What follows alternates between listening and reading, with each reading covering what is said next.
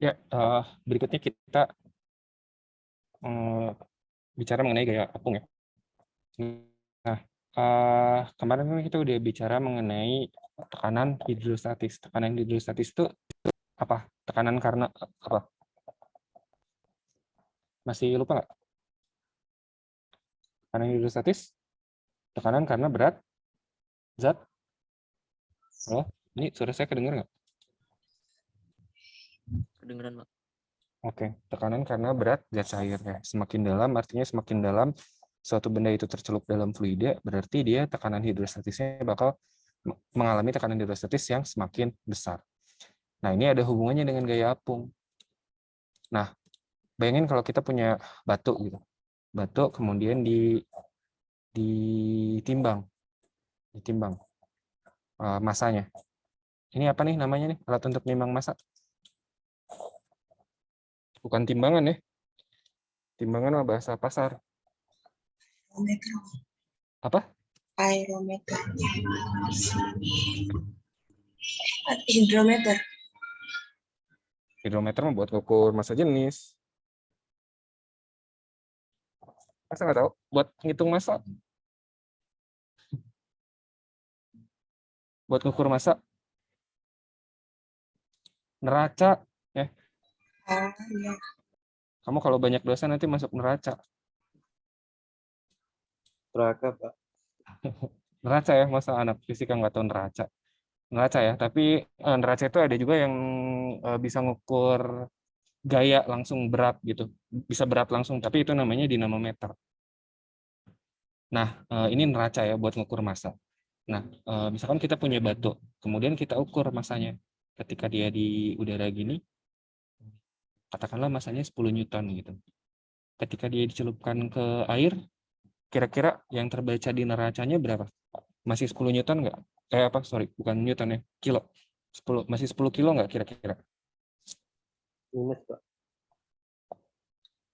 Nah, kamu tahu nggak kalau di Kalimantan tuh, kalau ya kan Kalimantan banyak sungai ya. Kalau orang nebang pohon, itu si pohonnya tuh nggak digotong, tapi di bawahnya itu di sungai. Kira-kira biar apa coba? Lebih ringan. Betul, biar basah. Nggak, ya benar, lebih ringan ya. Nah, kenapa jadi terasa lebih ringan? Pertanyaannya, masanya berubah nggak? Sebetulnya masanya berubah nggak? Enggak. Enggak, ya, sebetulnya masanya itu nggak berubah. Nah, ini juga sama. Ini ketika dia dicelupin ke air, nah masanya ini seolah-olah berubah, seolah-olah kurang dari 10 Newton gitu. Kok Newton lagi? Kilogram. Seolah-olah jadi kurang dari 10 kilogram. Nah, padahal aslinya batu ini tetap masanya kalau 10 kilogram ya 10 kilogram. Mau dicelupin ke air, tetap aja dia 10 kilogram. Tapi yang terbaca di neraca ini bakal kurang dari 10 kilogram. Kenapa bisa gitu? Kenapa kalau benda dimasukin ke air jadi terasa lebih ringan? Karena massa jenis air lebih besar, Pak, daripada massa jenis benda. Karena massa jenis air lebih besar daripada massa jenis benda, itu hampir benar. Ada gaya apung. Nah, ya betul, gaya apung. Memang berkaitan dengan massa jenis ya. Tapi nanti kita lihat apakah betul benda itu tercelup atau tenggelam atau melayang itu karena massa jenis, nanti kita lihat ya. Nah, betul karena ada gaya apung. Jadi katakanlah kalau 10 kilogram kan berarti beratnya itu kurang lebih 100 Newton ya kalau kita buletin percepatan gravitasinya. 100 Newton ketika dia dicelupin ke air, ternyata katakanlah jadi 80 Newton si berat ini, berat dari batu ini yang terbaca di neraca ya. Nah, padahal aslinya dia tetap 100 Newton, tapi ditahan oleh gaya apung sebesar 20 Newton. Sehingga yang terbaca di neracanya itu tinggal 80 Newton. Yaitu namanya adalah gaya apung. Nah, gitu ya, ketika dia dicelupkan ke air, ternyata dia terasa lebih ringan. Nah, dia tadinya 20 Newton ya. Tadinya 80 Newton. Sorry, nggak konsen. 100 Newton. Tadinya 100 atau 10 Newton aja ya. Tadinya 10 Newton dicelupin ke air, dia jadi tinggal 8 Newton. Kira-kira gaya apungnya berapa tuh? Kalau tadinya 10 Newton dicelupin ke air, dia tinggal 8 Newton. Berarti gaya apung dari air ke batu berapa? 2. 2 Newton. Nah, Dua. ketika kita mencelupkan si batu ini, nah ibaratnya tuh tadinya tuh keadaannya si airnya tuh udah penuh. Ini udah penuh nih. Udah penuh tuh udah hampir tumpah gitu ya, tapi nggak tumpah. Hampir tumpah. Ketika kita celupin si batunya ke dalam air, nah kan ada yang tumpah ya. Ada yang tumpah, kemudian yang tumpah ini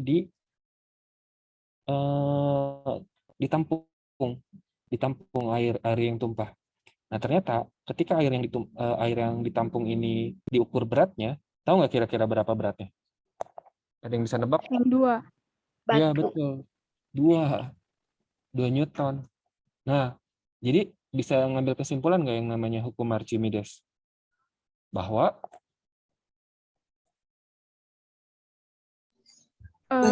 Massa benda yang hilang ketika dicelupkan di air akan sama dengan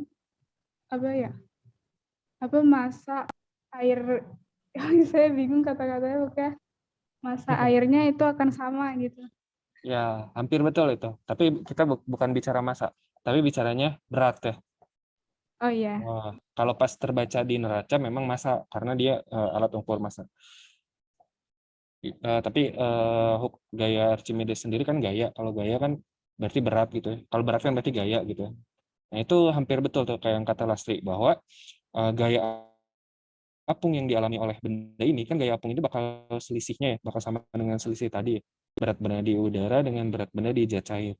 Nah, gaya apung yang dialami batu ini itu sama dengan berat dari zat cair yang dipindahkan. Itu namanya adalah hukum Archimedes gitu ya.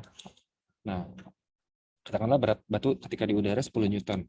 Kemudian dimasukin ke air katakanlah 7 Newton gitu ya.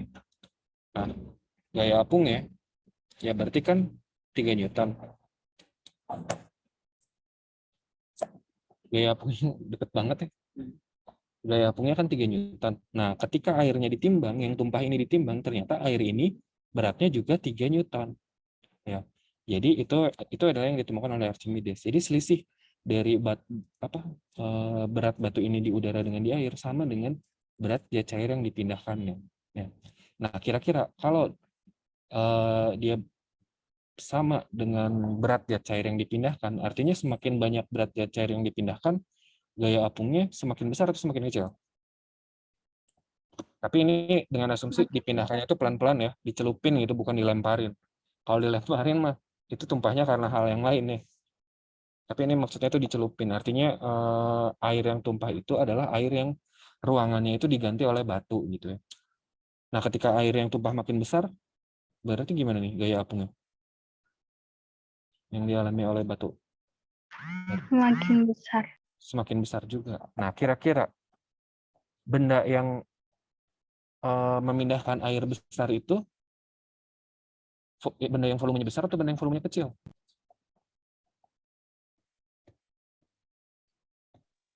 Besar.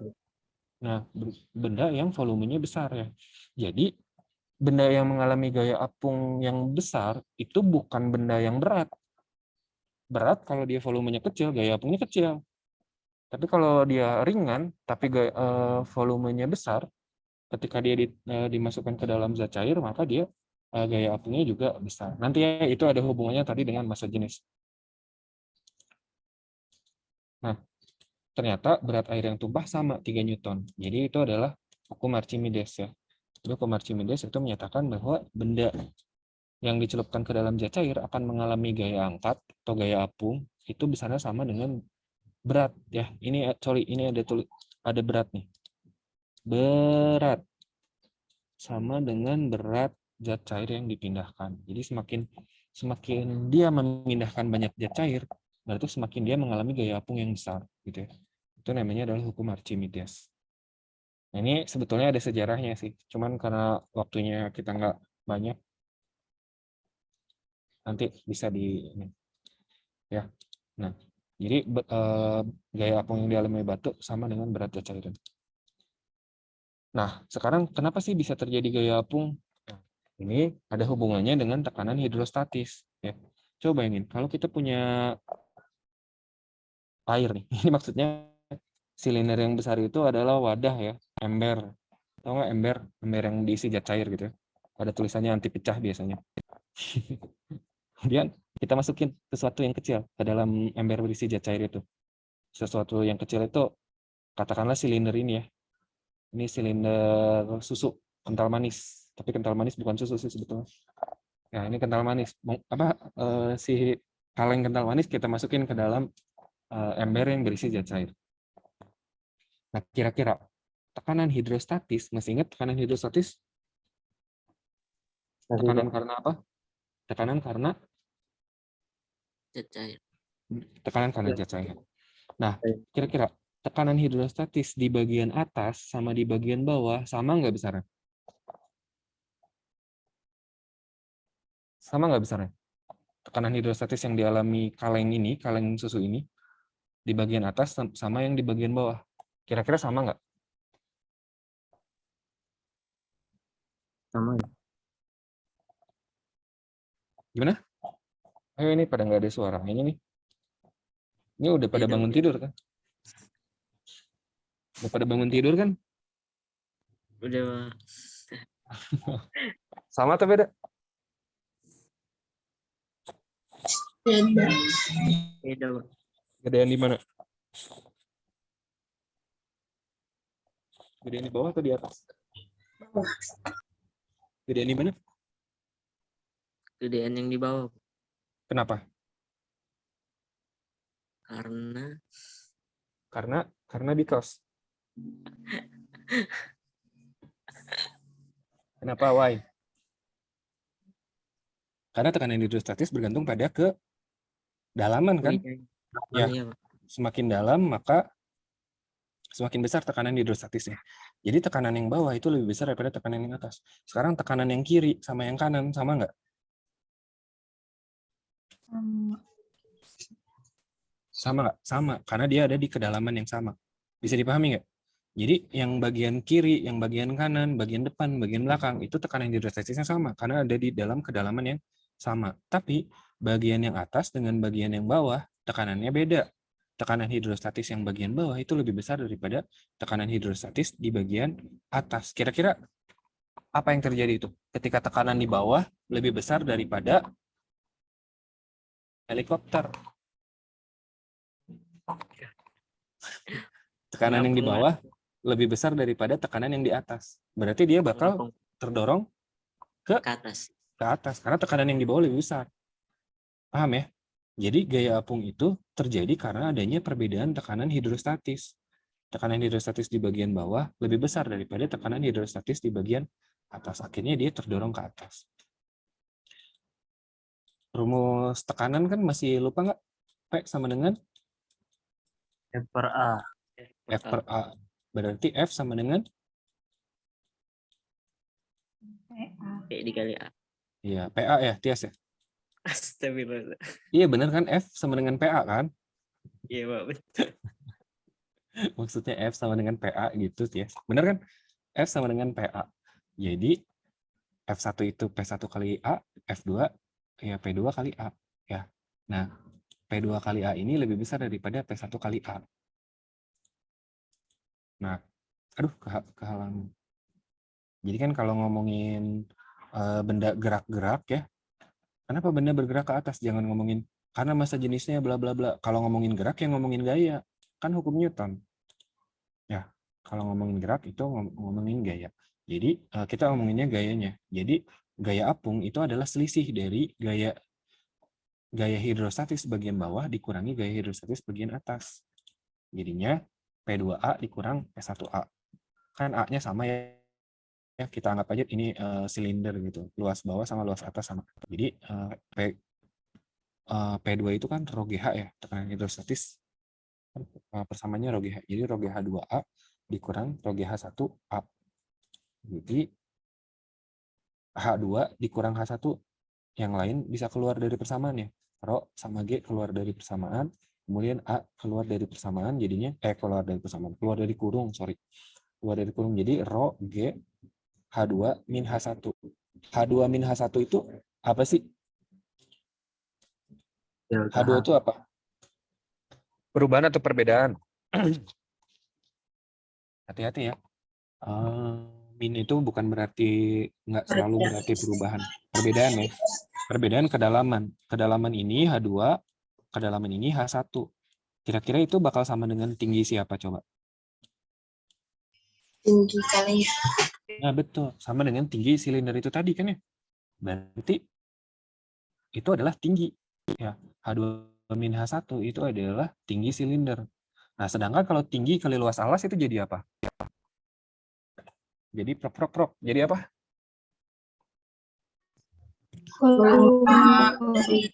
Ya, betul. Jadi volume. Jadinya A kali H2 min H1 itu volume. Jadinya itu adalah Rho G V. Nah, ini ada catatannya. VBF. BF itu adalah volume benda. Aduh, jelek banget tulisannya. Nggak usah ditulis ya. VBF itu artinya adalah volume benda yang tercelup di fluida. Jadi nggak semua volume benda. Hanya volume benda yang tercelup di fluida aja. Ya. Nah, ini namanya adalah gaya apung. Atau bahasa lainnya adalah gaya Archimedes. Sampai sini bisa dipahami ya? Bisa, Pak. Oke. Nah, sekarang balik lagi ke pertanyaan yang tadi.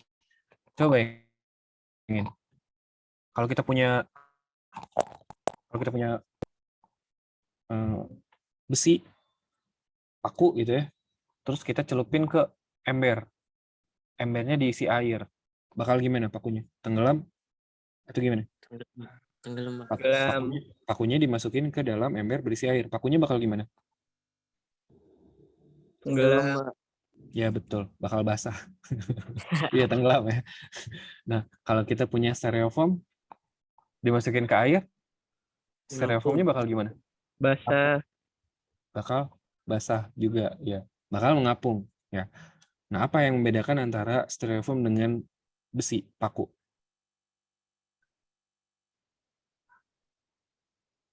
Apa yang ngebedain? Yang satu tenggelam, yang satu mengapung. Apa? Luas Pertahanan ininya. Massa jenis. Nah, iya itu betul ya. Itu betul. Ketika massa jenisnya berbeda, ketika dimasukin ke fluida, dia berbeda juga kejadiannya. Nah, tapi gini, kalau kapal laut itu terbuat dari apa?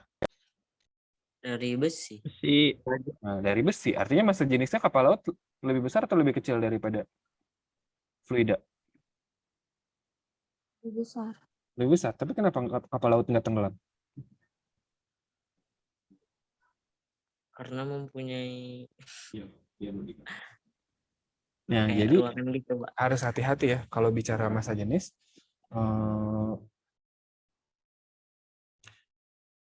Kalau bicara massa jenis, jadi harus hati-hati massa jenis yang apa dimaksud. Nah, sekarang kalau ibaratnya kita punya kapal nih.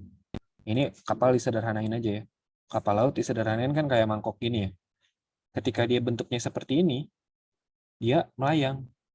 Atau bukan melayang, sorry, terapung. Tapi kalau kita press ya, besi ini menjadi kotak begini, masih terapung nggak? Enggak, Pak. Enggak ya. Nah, dia tenggelam. Pertanyaannya, massa jenisnya emang berubah ketika dia dipres? Enggak. Enggak kan? Enggak. Ya. Jadi yang berbeda apanya dong? Volume benda mungkin. Volumenya. Ketika dia di sini, dia memindahkan zat cair yang lebih besar. Makanya dia mengalami gaya berat yang lebih besar. Ini lihat nih, vektor gaya beratnya. Sama ini gaya beratnya. Tapi vektor gaya apung yang beda. Ini gaya apungnya besar, ini gaya apungnya kecil. Padahal ini benda yang sama. Nah, artinya benda itu tenggelam atau mengapung itu tergantung pada berapa berat zat cair yang bisa dia pindahkan ketika dia dicelupkan. Gitu ya. Jadi itu berkaitan dengan volume dari bendanya yang tercelup di zat cair. Nah, sekarang kalau bilang massa jenis juga bisa juga sebetulnya, tapi hati-hati massa jenis yang dimaksud. Kenapa dia ketika begini nih, ketika masih ada udaranya begini, kenapa dia nggak tenggelam? Nah, massa jenisnya kita bilang massa jenisnya lebih kecil daripada zat cair, iya, tapi massa jenis besi dengan udara, paham nggak? Jadi udaranya dihitung. Massa jenis besi dan udaranya lebih kecil daripada massa jenis zat cairnya, gitu. Tapi ribet nggak kalau kita ngomongnya kayak gitu? Ya, jadi lebih aman kalau kita bilang ya benda itu tenggelam, melayang, terapung itu karena ya antara gimana, gedean mana antara gaya apungnya atau gaya beratnya, itu aja. Nah, gaya apung itu tergantung pada volumenya, volume dari benda yang tercelup ke zat cair. Volume benda yang tercelup ke zat cair itu berkaitan dengan berapa zat cair yang dipindahkan. Paham ya? Sampai sini bisa dipahami nggak?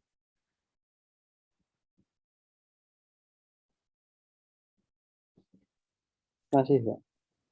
Oke. Bisa dipahami ya. Jadi hati-hati. Jadi banyak di fisika itu yang kelihatannya emang benar, tapi ingat batasannya apa gitu. Banyak hal-hal yang seperti itu ya. Jadi kita harus hati-hati dalam menyatakan suatu pernyataan gitu. Ini sebuah benda terapung pada permukaan minyak yang memiliki massa jenis 800. Jika seperempat bagian benda tersebut berada di atas permukaan zat cair, berarti yang tercelup berapa bagian?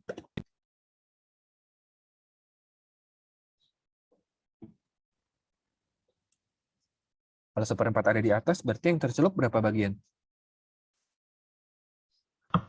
3/4 bagiannya. 3/4 ya. Nah, tentukan massa jenis dari bendanya. Nah, kalau benda itu tercelup, artinya dia terapung ya. Kalau benda itu terapung, itu berlaku hukum Newton berapa? Ada benda terapung di fluida. Itu berlaku hukum Newton berapa? Hukum 1 Newton kan, Pak? Betul, hukum 1 Newton. Karena bendanya ada di dalam kesetimbangan ya. Dia tidak mengalami percepatan kan. Nah, artinya sigma F-nya itu sama dengan 0. Nah, berarti gaya apung ke atas itu sama dengan gaya beratnya. Ya, gaya apungnya sama dengan gaya beratnya. Nah, gaya apung kan tadi Rho kali G kali V. Rho itu massa jenis cairnya, G itu adalah percepatan gravitasi, dan VBF itu adalah volume benda yang tercelup di fluidanya. Itu sama dengan mg. Nah, ini kan di kedua ruas ada G ya, jadi bisa kita coret. Ini bacok. Tinggal M ya. Volume benda yang tercelup di fluida berapa bagian berarti? Berapa bagian dari volume benda? 3/4. Iya, betul. VBF itu sama dengan 3/4 V. Nah, jadi, massa itu kan, massa jenis itu kan massa per volume. Ya, berarti kalau massa itu massa jenis kali volume. Ya, jadinya massa benda itu massa jenis benda dikali volume. Ini kan sama-sama volume, sama-sama V. Bisa kita coret. Ya, ini coret, dapatlah massa jenis fluida kali 3/4 itu massa jenis benda. Jadi, massa jenis benda itu 3/4 dari massa jenis fluida. Ya, 3/4 dari 800. Jadi jawabannya adalah 600. Ya, itu adalah penerapan dari hukum Archimedes. Ini sampai sini bisa dipahami ya. Nah, berikutnya kita bicara mengenai hukum Pascal. Nah, pernah lihat ini nggak? Ini namanya apa nih? Di mobil, Pak. Hidrolik, Ya, Pak. dongkrak hidrolik ya. Yang dimaksud yang ini ya. Nah, dongkrak hidrolik ini dia bekerja menggunakan hukum Pascal. Ya, semua sistem rem juga sama ya. Rem juga ada yang rem hidrolik kayak gitu. Itu semuanya yang hidrolik itu biasanya menggunakan hukum Pascal. Nah, hukum Pascal itu gimana sih?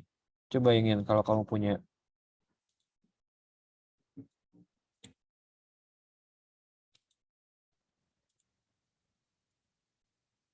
Coba ingin kalau kamu punya balon. Balon diisi air. Balon diisi air gitu ya. Nah, diisi air. Kemudian kamu bolongin di sebelah sini, di sebelah sini, di sebelah sini, di sebelah sini. Nah, terus kamu tekan nih balonnya. Kira-kira kan airnya kan ini muncrat ya. Kira-kira airnya tambah muncrat di bagian mana? Kalau kamu tekan bagian sini, kira-kira airnya tambah muncrat bagian mana? Bagian 1, bagian 2, atau bagian 3? Mendekat dengan Bagian tekanan. Bagian mana? Kan airnya ngalir tuh. Ketika kita tekan kan bakal tambah ngalir. Ya ibaratnya kan karena ditekan dia jadi tambah cepat gitu alirannya. Kira-kira di bagian mana? Bagian 1 atau 2 atau 3? 3. Nah, jawabannya adalah semuanya. Ya, jadi kalau ada zat cair di dalam ruang tertutup, kita kasih tekanan. Nah, tekanan yang kita kasih itu bakal diteruskan ke segala arah. Jadi itu yang namanya adalah hukum Pascal. Ya, jadi ketika ada zat cair di dalam ruang tertutup, ingat ya, hukum Pascal itu berlaku pada zat cair di ruang tertutup ya. Jadi kalau ada zat cair di ruang tertutup, kita beri tekanan, maka tekanan itu yang kita berikan itu bakal diteruskan ke segala arah. Itu namanya adalah hukum Pascal.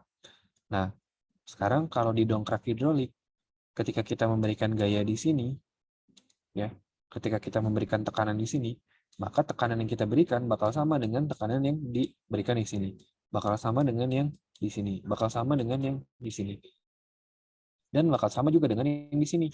Jadi tekanan yang di sini itu sama dengan tekanan di sini. Jadi diteruskan tanpa berkurang ke setiap titik dalam fluida ya, dan ke dinding bejana. Jadi P1 sama dengan P2. Karena P itu adalah F per A, jadinya F1 per A1 sama dengan F2 per A2. Ini sih waktu SMP juga pernah belajar ya. Masih lupa nggak waktu kalian masih muda dulu? Sekarang juga masih muda, Pak. Masih muda kok, udah pada lupa. Ini kan kebanyakan ada di SMA.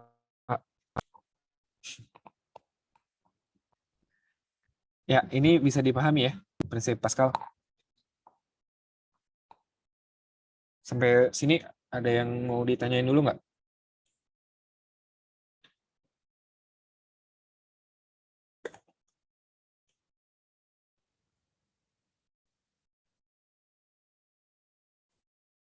Pak, Gimana, izin. Fadli?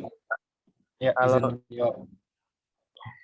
tadi kan tekanan, kalau hukum Pascal kan tekanan yang diberikan pada zat cair di dalam ruang tertutup ya, terus Ya, betul. diteruskan sama besar ke segala arah. Tapi kalau misalkan itu ruangnya terbuka bagaimana, Pak?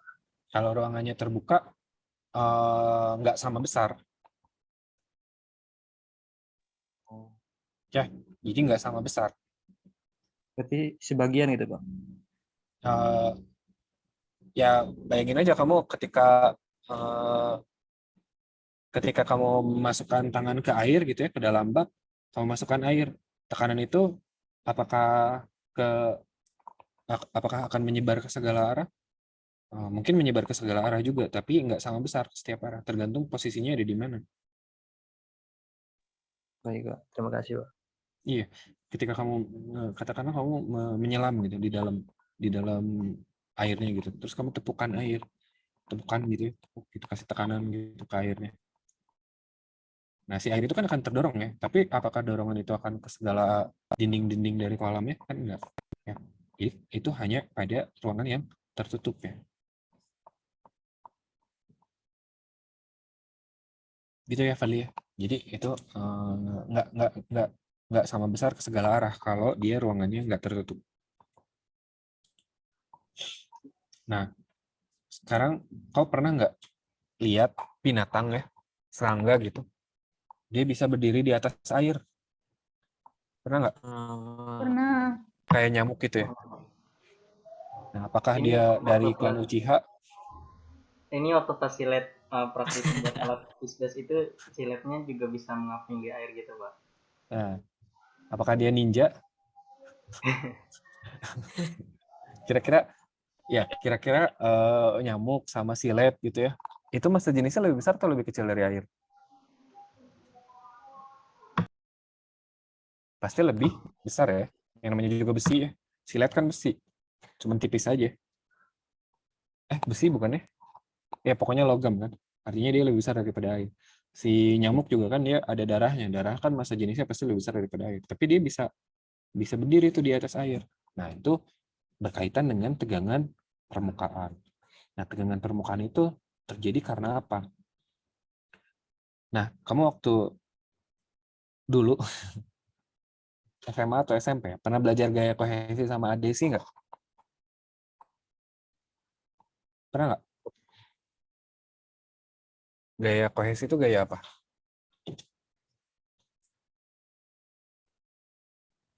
Gaya apa? Lupa. Gaya kohesi itu adalah gaya-gaya antar zat yang sejenis. Kalau antara zat-zat yang tidak sejenis itu gaya adesi, ya. Makanya ada air minum mereknya Ades. Oh, tahu nggak kalau kita minum ya di gelas atau di botol kan suka ada air yang nempel di botolnya yang nggak habis ya ketika kita minum gitu. Nah, kenapa dia bisa nempel? Itu karena ada gaya adesi. Ya. Nah, tapi kalau tegangan permukaan itu karena gaya kohesi. Ya. Sekarang bayangnya, ya. Coba bayangnya, bayangkan maksudnya. Bayangkan ada dua partikel A sama partikel B. Partikel A ada di dalam zat cairnya, partikel B ada di permukaan zat cair. Nah, kedua partikel ini dia ditarik kohesi oleh partikel-partikel tetangganya kan. Ya. Nih partikel A, dia ditarik oleh tetangganya di kiri, ditarik oleh tetangganya di kanan, ditarik oleh tetangganya di atas, tetangganya di bawah, tetangganya di depan, tetangganya di belakang. Gaya tarikannya semua sama. Resultannya jadi berapa? Jadi 0, Pak. Afif, bukan 0, 0. Oh ya, 0. Kan tulisannya 0, bukan 0. Ya, jadi 0, betul. Nah, sekarang yang B gimana? Dia ditarik ke kiri, ditarik ke kanan, ditarik ke depan, ditarik ke belakang. 0 juga. Ditarik ke bawah, ditarik ke atas nggak? Enggak, Pak. Enggak, karena di atasnya nggak ada tetangganya. Tetangganya udara. Ya, berarti nggak ada gaya kohesi ke atas. Nah, kira-kira resultan gayanya 0 nggak? Enggak, Pak. Enggak, resultan gayanya enggak 0. Resultan gayanya bakal berarah kemana? Bakal ke arah bawah. Nah, betul. Bakal berarah ke bawah. Jadi, partikel-partikel yang di atas zat cair ini, mereka semua punya resultan gaya arahnya ke bawah. Nah, ditarik dia sama teman-temannya ke bawah. Nah, kira-kira kalau permukaan air yang ada di atas ini ditarik oleh teman-temannya ke bawah, tapi sedangkan di bawah itu udah nggak ada tempat. Kan udah keisi sama teman-temannya. Maka, apa yang terjadi di sini? Permukaannya itu akan menegang. Itu adalah kenapa terjadi tegangan permukaan. Jadi tegangan permukaan itu terjadi karena adanya resultan gaya kohesi. Gaya kohesi antara zat cair yang ada di permukaan dengan zat cair yang ada di bawahnya. Bisa dipahami ya? Kamu tahu nggak lambang air gimana sih? Tahu nggak lambang air gimana? Kalau ada PDAM atau apa, lambang itu gimana? Gini ya, mengembung gitu ya? Kamu tahu nggak kenapa lambangnya gitu? Karena ini kan bentuk tetesan air. Bentuk tetesan air. Nah, kamu tahu nggak kenapa tetesan air bentuknya gini? Karena ada gravitasi ke bawah. Tapi kalau tetesan air adanya di luar angkasa, bentuknya gimana coba? Sebaliknya, Pak. Sebalik. Nah, bentuknya itu aslinya adalah bulat. Ya, bentuk tetesan air kalau nggak ada gravitasi itu harusnya bulat. Oke. Bulat gini. Kenapa bulat? Karena ada helikopter lewat. Cara berisik soalnya. Nggak kedengaran, Pak. Ya, nggak kedengeran emang. Ada helikopter lewat. Oke, nah kenapa bulat? Jadi kalau secara matematis, secara geometris ya, secara geometris bentuk bulat itu adalah untuk volume yang sama. Misalkan kamu punya beberapa bentuk ya, beberapa bentuk volumenya sama. Misalkan kamu punya kubus, punya limas, punya apalagi prisma dan lain-lain. Nah, bulat ini adalah yang luas permukaannya paling kecil. Jadi untuk volume yang sama, bulat itu adalah yang luas permukaannya paling kecil. Nah, artinya kenapa? Artinya air itu kan dia ada gaya kohesi oleh tetangga ke dalamnya ya. Oleh tetangga-tetangganya gitu kan. Nah, artinya kalau kita punya tetesan air yang ada di permukaan, molekul air yang ada di permukaan itu semuanya ditarik ke dalam oleh teman-temannya. Ditarik ke dalam sehingga yang terjadi adalah dia membentuk sebuah bulatan. Itulah kenapa tetesan air itu bentuknya bulat. Ya. Gitu. Karena ada gaya kohesi yang besarnya sama ke dalam gitu. Makanya airnya itu bentuknya bulat. Nah, kalau air ditetesin di daun talas, tahu daun talas nggak? Di kertas lilin deh, di kertas lilin. Tahu Pak Daun Talas. Tahu kan daun talas airnya itu nggak akan meluber ya. Airnya gimana? Kalau misalkan ini daun talas nih, terus kita celupin airnya itu bakal Nggak lengket, Pak. mengembung gitu ya. Iya. Nah, nah kalau kita kasih deterjen tuh si airnya, ya kalau kita kasih deterjen itu airnya bakal meluber dia. Kenapa begitu? Karena deterjen itu mengurangi tegangan permukaan. Kenapa sih nyuci pakai deterjen? Kenapa coba? Kamu tahu nggak kenapa nyuci harus pakai deterjen?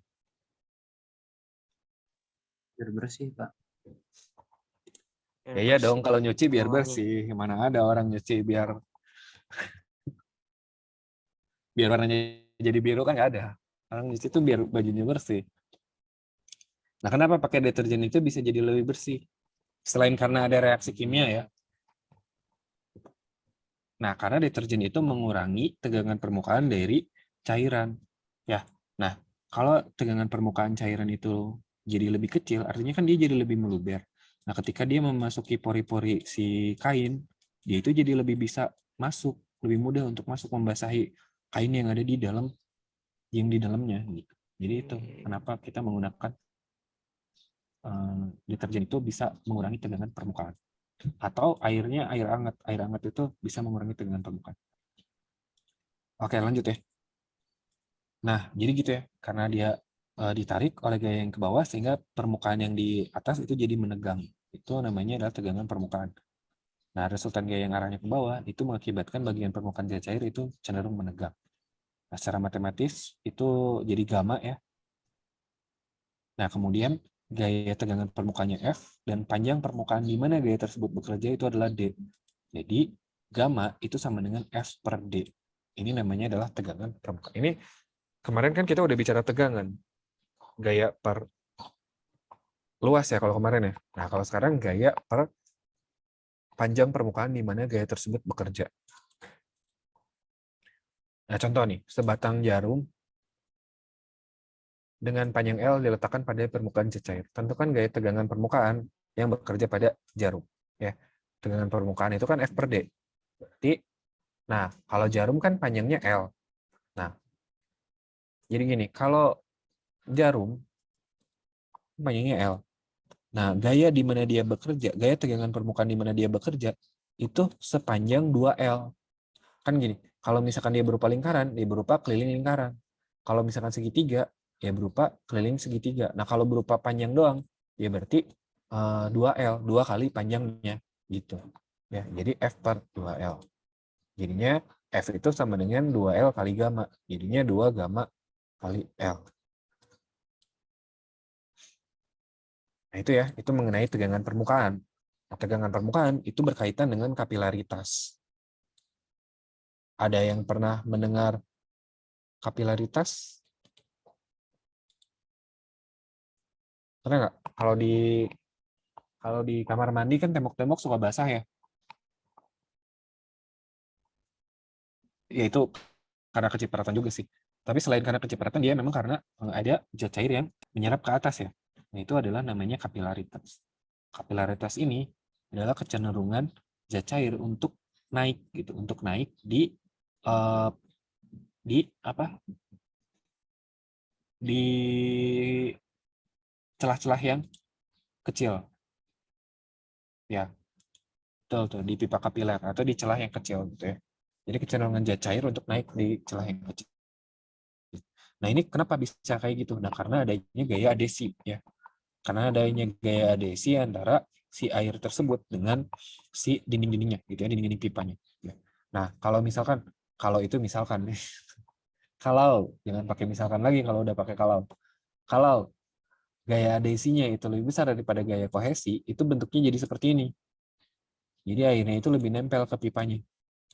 Ya. Tapi kalau gaya adesinya lebih kuat daripada gaya kohesi, dia bentuknya jadi seperti ini. Nah, sudut antara si gaya tegangan permukaan tadi dengan dinding pipa, itu kita katakanlah itu theta ya.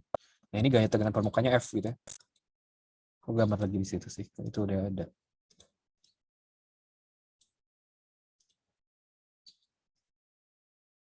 Nah, ini ya. Ini kan gayanya F, ini gaya tegangan permukaan. Nah, dia membentuk sudut ya. Dia membentuk sudut dengan dinding pipanya. Katakanlah sudutnya θ. Gitu. Nah, jadi gaya adhesi itu adalah gaya tarik-menarik antara partikel yang berbeda jenis ya. Antara partikel yang berbeda jenis. Nah, pada saat resultan gaya tegangan permukaan itu, jadi dia kan ditarik ya oleh gaya tegangan permukaan ke atas tuh. Ditarik oleh gaya tegangan permukaan ke atas sampai pada suatu saat gaya tegangan permukaannya itu diimbangi oleh gaya beratnya. Itulah di mana dia berhenti gitu ya. Dia berhenti. Nah, berarti sekarang kalau gaya berat itu kan arahnya ke bawah ya. Ke pusat bumi. Ya, ke bawah gitu kan. Sebetulnya bilang ke bawah itu salah ya, ke pusat bumi harusnya. Nah, itu diimbangi oleh sebuah gaya tegangan permukaan. Tapi kan gaya tegangan permukaan dia miring. Miring dia, membentuk sudut θ. Ya, berarti kita harus uraikan dulu. Uraikan ke sini. Ya, gaya tegangan permukaannya ke sini. Berarti kali sin atau kali cos?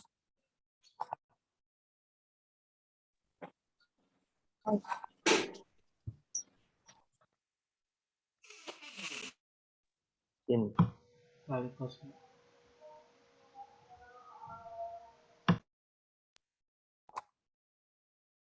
Ya.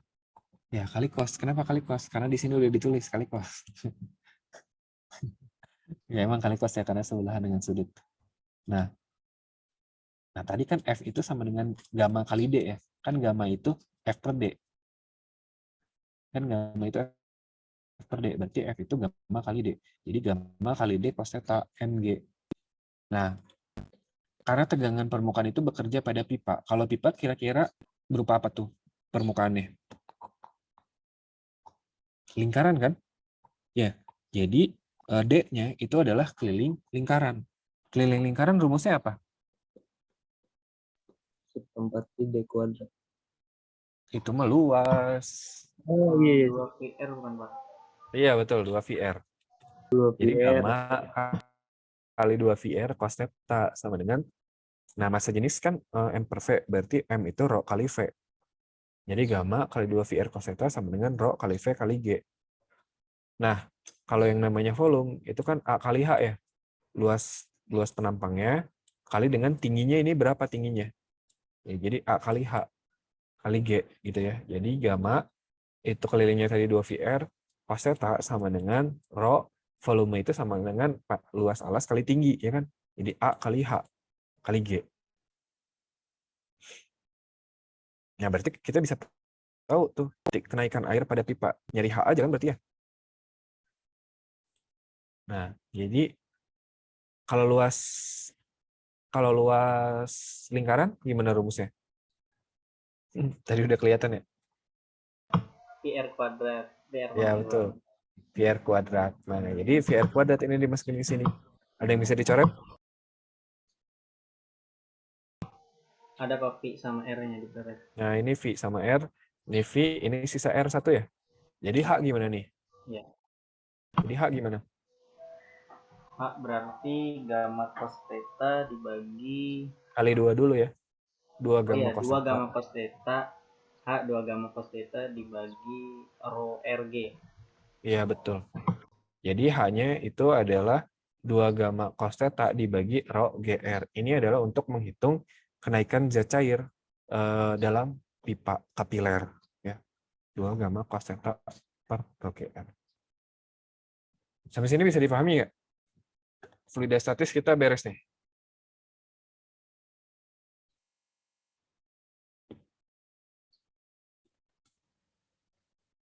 Bisa ya? Kita lanjut dengan fluida dinamis.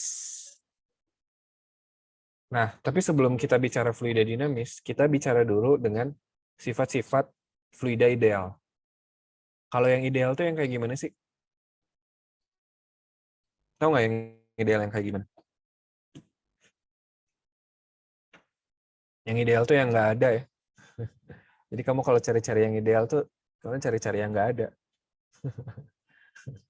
Ya, fluida ideal tuh sebenarnya fluida yang jarang banget lah, kalaupun ada dia jarang banget gitu. Terus kalau nggak ada, kenapa harus dipelajari? Waktu bicara gas juga kan gitu ya, gas ideal. Kenapa harus dipelajari yang nggak ada? Kan gas yang ideal nggak ada. Atau ada tapi sangat jarang banget gitu kasusnya. Lebih banyak yang nggak ideal. Fluida juga sama. Fluida itu lebih banyak, di dunia ini lebih banyak fluida yang tidak ideal. Tapi kenapa kita anggap fluida itu ideal? Tahu nggak kenapa? Supaya menganalisisnya jadi lebih sederhana. Ya, kalau nggak dianggap fluida itu fluidanya ideal, itu analisisnya jadi lebih rumit. Makanya kita anggap dia fluidanya adalah fluida ideal. Ya. Nah, sifat fluida ideal itu ada beberapa ya. Yang pertama adalah tunak. Tunak itu artinya tulang lunak, bukan ya. Tunak itu artinya kecepatan fluida itu di suatu titik selalu konstan. Oke, ini hati-hati ya, bukan artinya aliran fluidanya konstan, bukan. Jadi gini, misalkan kita punya sungai gitu ya, atau pipa gitu kayak gini. Nah, ini ada fluida ngalir. Nah, ketika fluida ini ada di sini, katakanlah kecepatannya 5 meter per sekon, oh cepat banget ya, 5 cm per sekon gitu. Nah, kemudian ketika dia di sini, karena dia lebih sempit, mungkin dia bakal lebih cepat. Katakanlah 7 meter per sekon. Nah, jadi dia berubah-ubah ya kecepatannya ya, kelajuannya dia berubah. Tapi di titik ini, katakanlah ini titik A gitu. Nah, di titik A kecepatannya itu selalu 5 meter per sekon. Paham Mbak? Jadi ketika ada fluida lagi yang masuk lagi, ketika di titik A, ya 5 meter per sekon lagi. Jadi kecepatan fluida di titik A ini selalu 5 meter per sekon. Itu artinya tunak. Paham ya? Bukan artinya kecepatan fluida sepanjang aliran adalah sama, bukan. Tapi kecepatan fluida pada satu titik itu selalu sama. Ya, itu namanya adalah tunak. Atau bahasa Sundanya steady ya. Kan bahasa Sunda, bahasa Inggris ya. Bahasa Inggrisnya steady. Nah, yang kedua adalah non-compressible atau incompressible. Nah, incompressible itu artinya apa? Artinya ketika dia ditekan, volumenya itu tidak berubah. Ya, jadi dia bisa ditekan nggak bisa, tapi volumenya nggak akan berubah. Itu namanya non-compressible atau incompressible. Nah, yang ketiga itu non-viscous atau tidak kental. Kental itu apa sih? Kental itu apa coba? Coba bayangin kalau kita punya pipa nih. Kalau kita punya pipa, kemudian di dalamnya mengalir air. Nah, atau jangan gitu.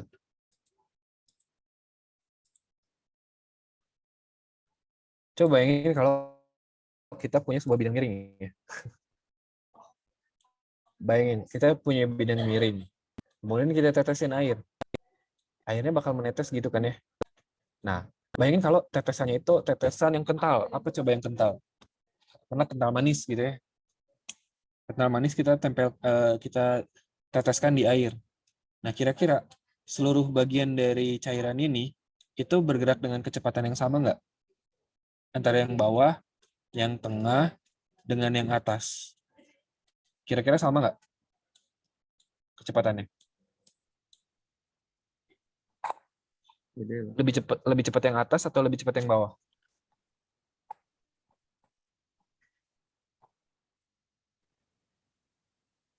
Lebih cepat yang mana? Lebih cepat yang atas ya, Pak.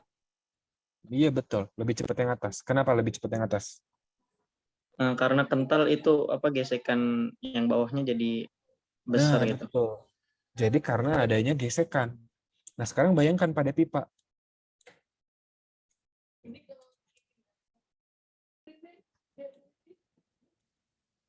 Nah, sekarang bayangkan ya, pada pipa nih. Pada pipa mengalir air. Kalau alirannya adalah kental, kira-kira kecepatan fluida di sini nih, di dekat-dekat pipa sama di tengah, mana yang lebih besar? Yang dekat pipa atau yang di tengah? Yang dekat dinding pipa atau yang di tengah? Tengah, Pak. Yang di tengah. Jadi kalau pada aliran kental, pada permukaan yang sama, kecepatannya itu beda-beda. Makin dekat ke tengah, dia makin kenceng. Tapi makin dekat ke dinding, dia makin lambat. Ini kalau kental ya. Bisa dipahami ya? Nah, tidak kental. Tidak kental itu artinya apa? Jadi kalau pada tidak kental, kelajuannya gimana pada suatu permukaan? Lajunya Lajunya. sama. Nah, betul. Jadi pada suatu permukaan yang sama, lajunya itu sama semua. Ini adalah maksudnya non-viscous atau tidak kental. Jadinya kelajuannya pada suatu permukaan itu sama. Bisa dipahami nggak? Asumsi gaya gesek ya, Pak. Ya, Nah, tidak ada gaya gesek. Ya. Bisa dipahami ya?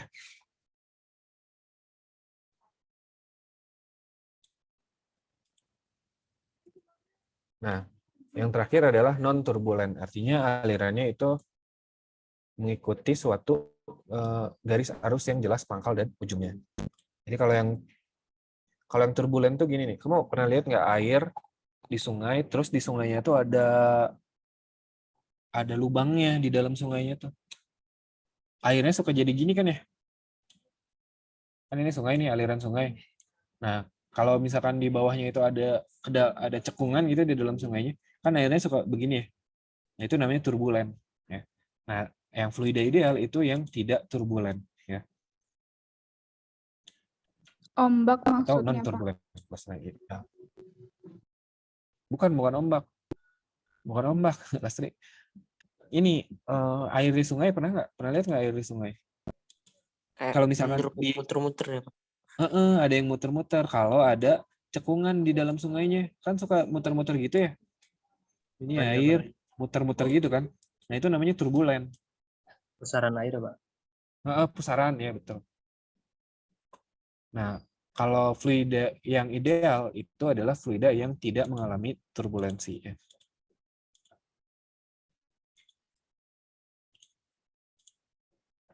Nah, sekarang kita bicara mengenai, ya, itu tadi ya 4 ya. Jadi ada 4 sifat fluida ideal. Jadi itu adalah asumsi-asumsi yang kita gunakan ketika kita bicara fluida dinamis. Ya, ketika bicara fluida dinamis, kita mengasumsikan bahwa fluidanya adalah fluida ideal. Ketika fluidanya tidak ideal, ya nggak bisa dipakai semua persamaan-persamaannya. Gitu ya. Nah, sekarang kita bicara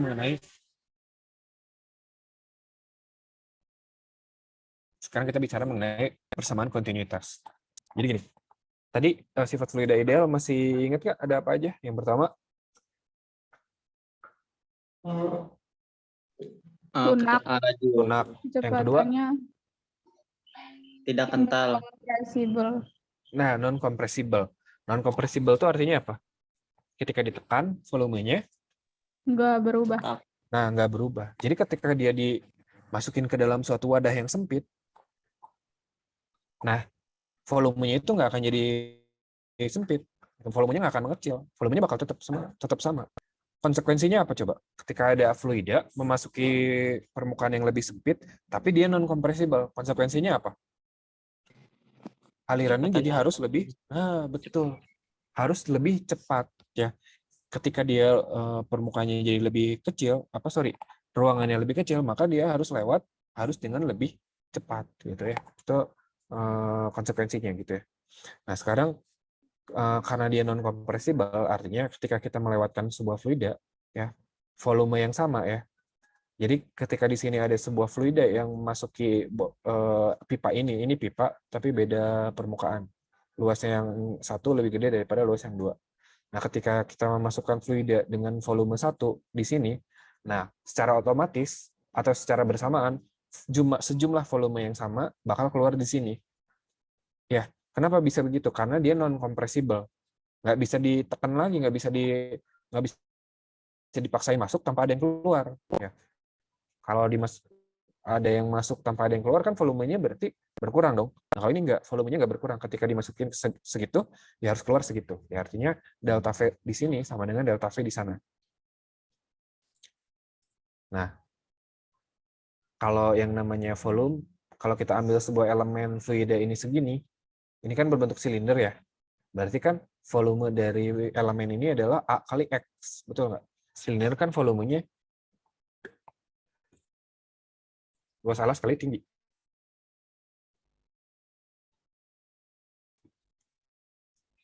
Luas alas kali tinggi. Jadi A kali X. Jadi A1 kali X1 sama dengan A2 kali X2. Nah, sekarang yang namanya kecepatan atau kelajuan sih ini lebih tepatnya ya. Kelajuan rumusnya apa? V sama dengan X per Berarti T. Berarti X sama dengan V kali T. Ya, jadi X ini adalah V1 kali T, X2 ini adalah V2 kali T. Nah, karena kita ngomongin selang waktu yang sama, berarti ini kan bisa dicoret nih, yang ini dengan yang ini. Jadi A1 kali V1 sama dengan A2 kali V2. Ya, ini namanya adalah persamaan kontinuitas. Nah, dari sini kita bisa lihat nih, bahwa kecepatan dengan luas itu berbanding apa tuh? Lurus ya. Berbanding terbalik, Pak. Ini antara A dengan V berbanding terbalik. Kan kalau V-nya dipindah jadi di bawah dia. Jadi kan A1 sama dengan A2 V2 per V1 gitu kan. Antara A1 dengan V1 dia berbanding terbalik. Aku pernah nyiram tanaman waktu hujan-hujan? Ya nggak pernah ya. Mana ada orang nyiram tanaman hujan-hujan. Kau pernah nyiram tanaman nggak? Udah Pakai disiram. selang. Pak. Pakai selang ya? Nah, pernah nggak kamu pencet ujung selangnya? pernah, Pak. Airnya Iya, jadi Pak, gimana tuh? biar Airnya Biar jadi lebih gimana tuh? deras, Pak. Biar lebih deras ya, betul. Ketika kita Biar pencet, lebih jauh. biar lebih jauh juga. Artinya kan si fluidanya mengalir lebih cepat. Ya, nah itu berkaitan dengan persamaan kontinuitas. Ketika luasnya jadi lebih kecil, kecepatannya itu jadi lebih besar. Karena antara luas dengan kecepatan itu berbanding terbalik. Tapi ingat ya, asumsinya apa tadi? Asumsinya adalah fluidanya non-kompresibel. Nah, adapun persamaan ini nih, persamaan A kali V itu disebut dengan laju aliran volume atau IV gitu ya. Kalau waktu SMA dulu mungkin kamu dibilangnya itu Ki gitu ya, debit, bahasanya dulu debit gitu. Nah, ini juga sama dengan debit. Jadi laju aliran volume atau IV. Jadi IV itu besarnya adalah A kali V. Tahu debit nggak? Debit itu kalau kamu punya saldo tabungan di bank, Bukan debit ya itu. debit itu volume yang mengalir tiap satuan waktu, Pak. Nah, itu sama dengan laju aliran volume ya. Ini sama dengan debit. Nah, sampai situ bisa dipahami ya persamaan kontinuitas ya.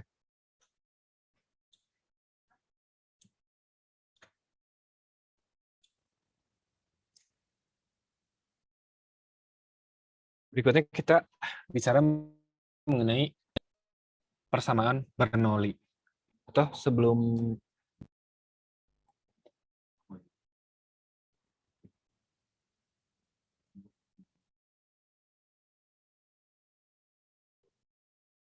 benar ya. Nah, coba bayangin, kalau saya punya 2 lembar kertas nih ya. 2 lembar kertas, kemudian bagian tengahnya itu saya tiup.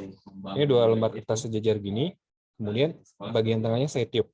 Kira-kira kertas ini bakal ketutup atau kebuka ketika tengah-tengahnya ditiup. Kebuka, Pak. Ayo, kira-kira bakal ketutup atau kebuka? Tutup. Tutup. Nah, baru yang terakhir yang kelima. Yang kelima itu kita lihat dari Nah, kira-kira gimana? Kalau ini tengah-tengahnya saya tiup cepat ya, ditiup cepat. Kira-kira ini kertasnya bakal kebuka atau ketutup? Coba yang bilang ketutup press hand.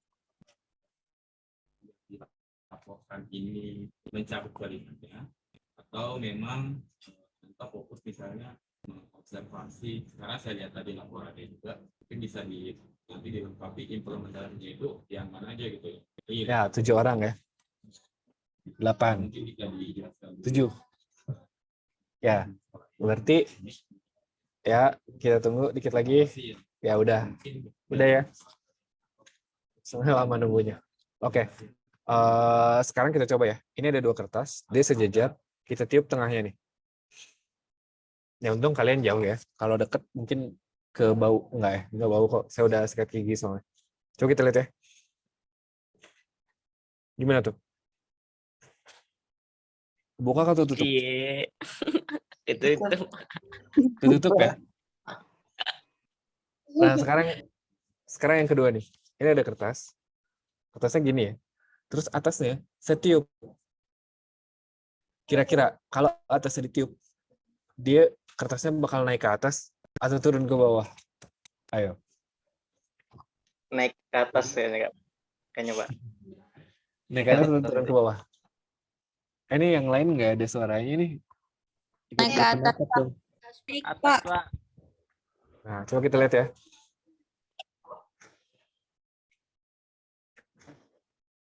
Gimana tuh? Gimana? Naik ke atas atau turun ke bawah? naik ke atas. Naik ke atas. naik Nah, Pak. artinya Naik. kesimpulannya apa? Pasti yang ingin dicapai dari penanaman budaya itu ya, nilainya banyak tuh. Nilai religius, Nah, kira-kira artinya apa tuh? Artinya pada kelajuan yang besar, pada kelajuan fluida yang besar, tekanannya itu adalah kan tadi Tekanannya kecil ya Pak. iya betul. Tadi kan ini kita alirkan fluida yang besar ya di antara dua kertas ini. Gitu ya. Nah, ketika ada fluida yang kecepatannya besar, ternyata si kertasnya malah tertutup. Nah, kertasnya tertutup, artinya ada perbedaan tekanan antara di dalam dengan di luar, kan ya? Ada perbedaan tekanan. Nah, tekanannya mana yang lebih besar? Berarti tekanan yang di luar kan? Yang di luar tekanannya lebih besar daripada yang di dalam. Jadi ketika kelajuan fluida di dalam ini besar, justru tekanannya adalah kecil, sehingga dia malah tertutup. Sama aja dengan yang tadi. Ketika ini ada kertas begini, kita tiup bagian atasnya, ternyata kertasnya malah naik ke atas. Kenapa kertasnya naik ke atas? Karena ada perbedaan tekanan antara yang di atas dengan yang di bawah. Nah, tekanan kertas yang bagian atas itu lebih kecil daripada tekanan kertas yang bagian bawah. Ya, artinya kelajuan fluida itu berbanding terbalik dengan tekanannya. Kalau kelajuannya besar, itu tekanannya kecil sehingga tadi kertasnya keangkat, gitu ya. Nah, itu disebut dengan asas Bernoulli. Ya. Jadi asas Bernoulli ini bicara mengenai hubungan antara kelajuan fluida dengan tekanan fluidanya. Ya. Jadi memang dia counterintuitif ya. Kalau kita kan ngebayanginnya ya fluida yang kecepatannya besar harusnya sih tekanannya besar, ternyata enggak. Ketika fluida itu kecepatannya besar atau kelajuannya besar, justru tekanannya itu kecil. Nah, itu asas Bernoulli. Sekarang kita bahasnya adalah persamaan Bernoulli. Ya. Nah, makanya kamu kalau naik motor kebut-kebutan terus deketan gitu itu bahaya. Nah, karena fluidanya besar sehingga tekanannya kecil. Nempel, Pak. Bisa jadi. Atau kamu kalau mainnya dekat kereta api ya, itu bahaya juga karena kelajuan fluidanya besar, kamu bisa ketarik sama kereta apinya. Kalau kereta apinya kenceng ya. Nah,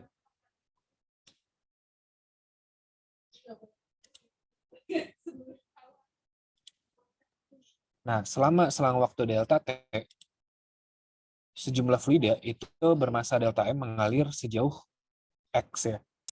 Berarti kan fluida di sini sejauh delta X 1 gitu, fluida di sini sejauh delta X 2. Nah, ini volume dan massanya sama.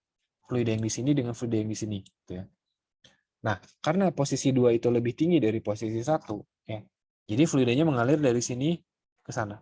Nah, artinya fluida ini mengalami pertambahan energi potensial. Iya nggak? Betul nggak? Kalau fluidanya naik, berarti energi potensialnya bertambah? Betul nggak? Iya Pak, betul. Karena berhubungan dengan ketinggian kan? Kalau makin tinggi ya energi potensialnya bertambah. Nah, energi potensial U kan. Jadi delta U sama dengan delta M GH2 dikurang delta M GH1. Nah, karena Rho itu adalah M per V, berarti M itu adalah Rho dikali V, atau delta M itu sama dengan Rho dikali delta V. Jadi delta V GH2 dikurang delta V GH1. Ya. Nah, sekarang gini, coba lihat. Antara yang satu dengan yang dua, ini dua-duanya satu ya? Oh, ini yang salah. Ini harusnya dua ya. Antara satu dengan dua, permukaan satu dengan permukaan dua, mana yang lebih sempit? Mana yang lebih sempit? Permukaan 2 Pak. Permukaan dua, betul. Permukaan 2 lebih sempit. Tadi berdasarkan hukum atau persamaan kontinuitas, ketika permukaannya lebih sempit, kelajuannya gimana? Lebih Lebih cepat. besar, lebih cepat gitu ya. Kelajuannya lebih cepat. Nah, kelajuan itu berhubungan dengan energi apa coba? Energi. Energi kinetik. Berarti kesimpulannya, energi kinetik di bawah sama energi kinetik di atas gedean mana? Energi kinetik Di yang di atas. 2. Di 2. Oh, yang di Nah, atas. sekarang iya betul, yang di 2 kan dia lebih kecil. Lebih kecil artinya kelajuannya lebih besar artinya kecepatannya juga lebih besar. Sorry. Kecepatannya lebih besar atau kelajuannya lebih besar berarti energi kinetiknya juga lebih besar. Nah, sekarang coba pakai logika. Di 2 dia energi potensialnya lebih besar. Terus energi kinetiknya juga lebih besar. Pertanyaannya, kenapa airnya mengalir dari 1 ke 2? Kan energinya lebih besar di 2, energi kinetiknya lebih besar juga di 2. Paham nggak? Kan di 2 energi kinetiknya lebih besar. Energi potensialnya juga lebih besar. Tapi kenapa airnya mengalir dari 1 ke 2? Harusnya kan dari yang besar ke yang kecil. Ya nggak? Nah, artinya ada besaran lain nggak? Selain energi potensial dan energi kinetik tadi. Iya, Pak, ada. Ada apa coba? Kecepatan aliran, Pak. Kecepatannya kan udah jelas lebih gede di atas. Tekanan. Nah, betul, tekanan. Artinya tekanannya harus lebih gede di. Lebih besar di 1. Nah, betul. Jadi walaupun energi kinetik dan energi potensial yang lebih besar di 2, tekanannya harus lebih besar di 1. Coba kita lihat ya, coba kita buktikan. Nah, tadi kan kita udah bilang bahwa ada pertambahan energi kinetik. Tadinya kan luas jadi kecil gitu kan ya, di atasnya jadi kecil. Ini energi kinetiknya bertambah dia. Energi kinetiknya bertambah, berarti ada perubahan energi kinetik. Energi kinetik kan setengah mv kuadrat. Jadi setengah mv2 kuadrat dikurangi setengah mv1 kuadrat. Nah, M itu adalah rho kali V kan. Ya, jadi M kali rho kali delta V. Nah, jadi delta K-nya itu setengah rho delta V kuadrat. Ini V kecil ya, artinya kelajuan. Kalau ini volume. Dikurangi setengah rho V1 kuadrat. Nah, kerja total yang dilakukan oleh gaya-gaya pada kedua titik karena adanya perbedaan tekanan adalah W sama dengan P1 min P2 kali dengan delta V. Ya. Nah, berdasarkan teorema kerja energi, masih ingat nggak teorema kerja energi atau usaha energi? Usaha itu sama dengan perubahan Perubahan energi. Energi mekanik.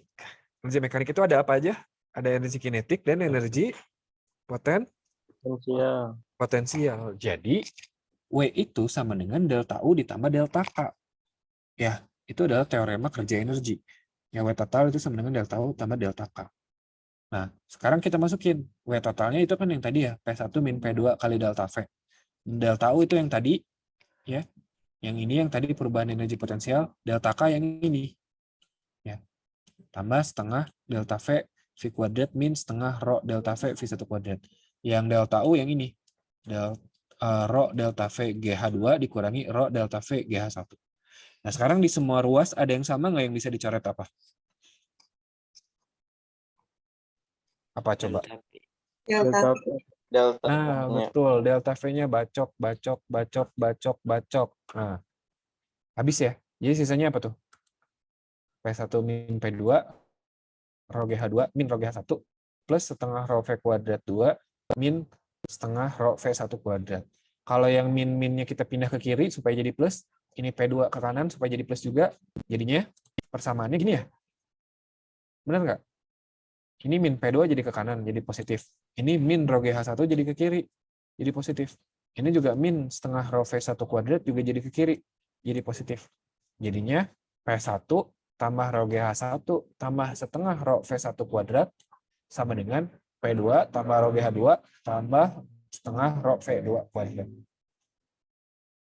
Atau bisa kita bilang bahwa P tambah rho GH tambah setengah rho V kuadrat itu adalah konstan di titik manapun di dalam pipa.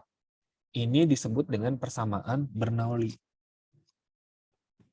Pusing nggak? Pusing nggak ngafalinnya? Lumayan. Nah, nggak usah pusing. Kalau pusing minum oskadon. Enggak. Gini aja. Coba lihat. Tadi kan kita udah bicara bahwa kita tuh bicara antara tekanan, energi kinetik, dan energi potensial. Ini mirip dengan rumus apa nih? Rho GH. Hidrostatis. Hidrostatis. Kalau setengah rho V1 kuadrat mirip dengan rumus apa? Energi kinetik, Pak. Kalau ini diganti M mirip dengan rumus apa? Energi potensial. Nah, jadi tekanan tambah energi potensial tambah energi kinetik itu konstan. Ya, tapi energinya itu energi per volume ya. Kan massa dibagi volume jadi rho. Jadi konstan untuk setiap titik di dalam pipa. Jadi kesimpulannya, bukan kesimpulannya, implikasinya dari kasus yang tadi yang awal ya, bahwa walaupun rho GH-nya lebih besar di 2, ya rho GH-nya lebih besar di 2, setengah rho V2-nya kuadratnya juga lebih besar di 2, tapi P-nya P1 harus lebih gede daripada P2. Ya. Jadi kalau dijumlah mereka akhirnya tetap sama. Gitu. Itu namanya adalah persamaan Bernoulli. Gitu. Bisa dipahami nggak persamaan Bernoulli?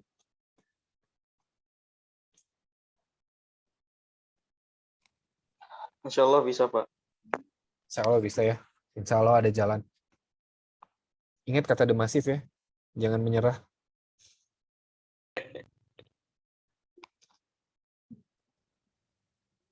Nah, ini ada sebuah contoh.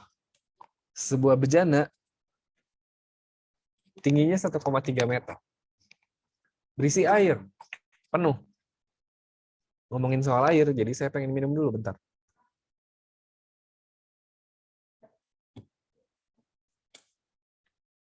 Pada ketinggian 40 cm dari dasar bejana, segini ya, diberi lubang hingga airnya memancar dari lubang tersebut. Tentukan kelajuan air yang mengalir pada lubang tersebut. Tentukan kelajuan di sini. Nah, kita gunakan apa tadi?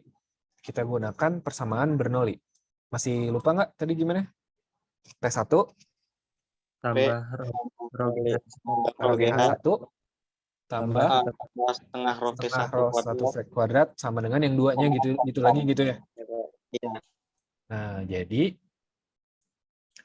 kita tulis ya, P1 tambah rho GH1 tambah setengah rho V1 kuadrat sama dengan P2 tambah rho GH2 tambah setengah rho V2 kuadrat. Nah, sekarang ini. Coba lihat.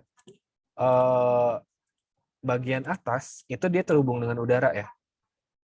Bagian bawah juga terhubung dengan udara. Nah, sekarang ini. Gimana sih? Nah, bagian atas ini kan besar ya lubangnya ya. Kalau bagian bawah gimana? Kalau bagian bawah lubangnya kecil. Kira-kira kan ini bagian atas turun ke bawah ya. Bagian bawah ke kanan gitu kan ya. Airnya mengalir ke kanan. Iya, Pak. Nah, kira-kira kelajuannya sama nggak? Turunnya air yang di 1 sama mancurnya air yang di 2. Kira-kira sama nggak? Kalau menurut yang asas kontinuitas tadi beda, Pak. Betul. Lebih cepat di mana? Lebih cepat di 2. di bawah. Nah, jauh nggak perbedaannya? Tergantung luasnya. Iya, jauh sih, Pak. Soalnya itu Jauh luasnya ya? kayak Jauh, karena ini luasnya segini nih. Ini luasnya cuma setitik aja kan? Artinya kelajuan di 2 itu jauh lebih besar daripada kelajuan di 1. Kita anggap aja di 1 itu sangat lambat sekali. Karena tangkinya besar gitu. Sehingga dia mendekati 0. Ya, supaya gampang aja permasalahannya. Kalau misalkan lubang antara lubang 1 dengan lubang 2 nggak jauh beda, jadi nggak bisa dianggap 0 juga gitu ya. Supaya gampang permasalahannya, kita anggap aja lubang ini jauh lebih kecil daripada lubang yang di atas. Nah, jadi V2, jadi V1 itu bisa kita anggap dia 0. Ya. Jadi ini kita anggap 0. Kalau 0 dikali berapapun kan habis ya. Nah, sekarang ngomongin tekanan. Nah, tekanannya tekanan apa sih yang ada di sini? Itu adalah tekanan dari luar. Tekanan dari luar ke bejana ini. Nah, tekanannya kan sama. Mereka sama-sama terhubung dengan atmosfer. Jadi yang di luar ini terhubung dengan atmosfer, yang lubang kecil ini pun terhubung dengan atmosfer. Jadi tekanannya dia sama, ditekan oleh tekanan yang sama. Orang sama-sama nyambung dengan atmosfer gitu ya. Nah, Berarti P-nya juga sama dong. Ya. Nah, P-nya sama. Karena titik 1 dan 2 itu berhubungan dengan atmosfer, maka P1 sama dengan P2. Jadi ini sama. Kalau sama, pindah ruas kan saling menghabisi ya. P1 min P2 jadi 0. Jadi sisanya tinggal rho GH1 sama dengan rho GH2 ditambah setengah rho V kuadrat. Ada yang bisa dicoret?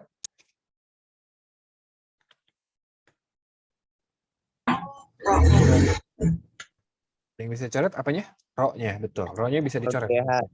Jadi GH1 sama dengan GH2 setengah rho V2 kuadrat. Jadi setengah rho V2 kuadrat sama dengan GH1 min GH2. GH2-nya pindah jadi min ya. Nah, jadi V itu adalah akar 2G H1 min H2 ya. Nah, itu kita tinggal masukin aja persamaannya tuh. Jadi kelajuannya adalah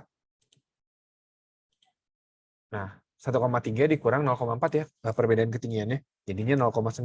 Kita masukin ke sini. Jadi 2 atau di sini nih. 2 kali G kali 0,9. Jadi kita dapat persamaannya adalah besarnya adalah 4,2 meter per sekon. Nah, pengerjaan seperti ini itu disebut dengan teorema Torricelli ya. Bisa dipahami nggak nih? Insya Allah bisa, Pak. Oke.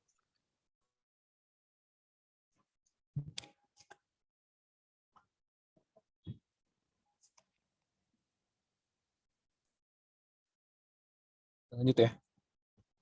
Nah, berikutnya adalah efek Venturi. Nah, pada pipa mendatar ya, di tempat di mana fluida itu lajunya besar, tekanannya lebih besar atau lebih kecil? Ketika lajunya besar, ini kan antara A1 dengan A2 kan lebih kecil A2 ya, permukaannya. Artinya V1 dengan V2 gedean mana? 2. Nah, V2. Nah, sekarang bicara tekanan. Tekanannya gedean di 1 atau gedean di 2? 1. 1, karena yang kelajuannya besar, tekanannya kecil, gitu kan ya. Nah, jadi, kalau kita masukkan tadi persamaan Bernoulli, P1 tambah rho GH1 sama tambah setengah rho V1 kuadrat sama dengan P2 tambah rho GH2 tambah setengah rho V2 kuadrat. Nah, sekarang ini kan pipa mendatar ya. Kalau pipa mendatar itu kan ketinggiannya sama ya, bisa dianggap sama antara ketinggian 1 dengan ketinggian 2. Jadi yang sebelah sini habis aja, karena sama. Jadi kalau pindah ruas jadi habis kan. Nah, jadi P1 tambah setengah rho V1 kuadrat sama dengan P2 tambah setengah rho V2 kuadrat. Nah, perbedaan tekanan antara titik 1 dengan titik 2, ya berarti kan P1 dikurang P2 ya. Delta P itu ya, sama dengan setengah rho V2 kuadrat dikurang setengah rho V1 kuadrat. Ini kan setengah rho-nya sama nih, berarti bisa dikeluarin dong. Jadi persamaannya jadi P1 min P2 sama dengan setengah rho V2 kuadrat dikurang V1 kuadrat. Nah, ini prinsip yang ini, itu adalah prinsip pada banyak ininya, aplikasinya. Ada venturimeter. Venturimeter itu alat untuk mengukur kelajuan air. Nah, pada pesawat terbang kenapa dia bisa terbang ke atas? Karena ada perbedaan tekanan antara di bagian bawah sayap dengan bagian atasnya. Tadi kan kita udah bicara mengenai asas Bernoulli. Di tempat yang kelajuannya besar, itu tekanannya kecil, dan sebaliknya. Di tempat yang kelajuannya kecil, tekanannya besar. Nah, ini bisa dilihat dari persamaan ini. Antara P dengan V, kebalik nih. Kalau di ruas kiri, ini P1 min P2, artinya kan P1 lebih besar daripada P2, maka positif kan jadinya. Nah, supaya positif juga, maka V2 juga harus lebih besar daripada V1. Kalau V1 lebih besar daripada V2, negatif dong. Ini jadi nggak sama dong. Ya. Makanya V2 juga harus lebih besar daripada V1. Jadi ketika tekanannya lebih besar di 1, maka kelajuannya harus lebih besar di 2. Nah, ini membuktikan yang tadi, asas Bernoulli.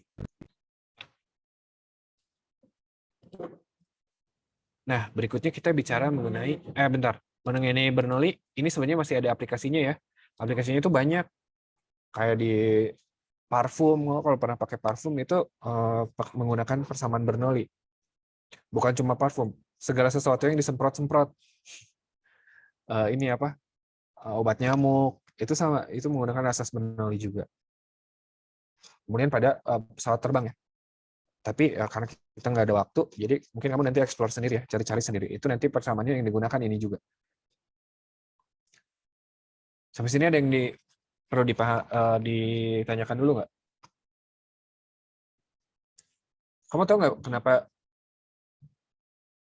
pesawat terbang itu bedanya apa dengan helikopter? Tahu nggak bedanya apa? Kalau helikopter mau terbang harus jalan dulu nggak kayak pesawat?